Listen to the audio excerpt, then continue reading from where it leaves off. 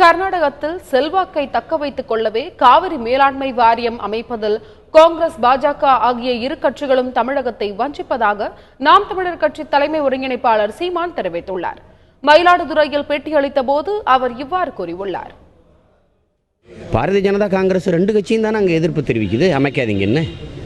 அப்போ அந்த மாநிலத்தில் ரெண்டு கட்சியும் ஆளுகிற உயரத்தில் இருக்கிறதுனால அதை கவனத்தில் வச்சுக்கிட்டு அந்த மாநிலத்தில் இருக்கிற வலிமையை இழந்துடக்கூடாதுங்கிறதுக்காக தமிழ் மக்களின் உரிமையை இழக்க தயாராக இருக்குது. அப்போ அதை தமிழர்கள் நாங்கள் புரிந்து கொண்டிருக்கிறோம். அதனால தான் இந்த கட்சி ரெண்டும் இந்த மண்ணுக்கு தேவையில்லைன்னு நாங்கள் நினைக்கிறோம். இந்த காவிரி நீர் உரிமையை பெற முடியாமல் தமிழர்கள் இப்படி வஞ்சிக்கப்பட்டு நிற்கிறதுக்கு பெரிய பொறுப்பு காங்கிரஸுக்கும் இந்த திமுகவுக்கும் உண்டு. கடந்த காலங்களில் இந்த பிரச்சனையை உருவானதே இந்த கட்சிகளில் ஆட்சி காலங்களில் தான். காங்கிரஸ் ஆட்சியில் இருந்துச்சு. 2007 காவிரி மேலாண்மை வாரியம் அமைக்க சொல்லி இந்த கோரிக்கை எழுந்துருச்சு, நீதிமன்றத்துக்கு வழக்கு போச்சு. அன்றைக்கு நீங்கள் முழு அதிகாரத்தை பெற்று 9 ஆண்டுகள் காங்கிரஸோடு நீங்கள் கூட்டணியிலிருந்து ஆளும்போது ஏன் இந்த காவிரி மேலாண்மை வாரியத்தை அமைக்கலை? இதுக்கு என்ன பதில் இருக்குது?